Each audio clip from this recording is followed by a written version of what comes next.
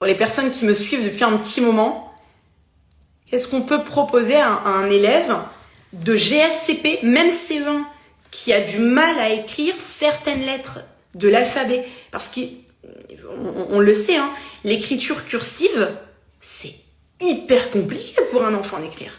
Ah oui, on utilise les lettres rugueuses. Alors, je vais vous montrer tout de suite. Alors, on utilise les lettres rugueuses Montessori. Alors, pourquoi on utilise les lettres rugueuses? Quand on a du mal, quand un enfant a du mal à écrire une lettre de l'alphabet, surtout les plus petits, on va profiter de ce qu'on appelle la période sensorielle. Donc, il faut savoir qu'entre 3 et 6 ans, les enfants vont beaucoup mieux et beaucoup plus facilement mémoriser si on leur permet de manipuler. Ça, c'est vraiment voilà, ce qu'on appelle une période sensible, la méthode Montessori. D'accord? Et au-delà de ça, même au-delà de 6 ans, on a ce qu'on appelle la mémoire du geste.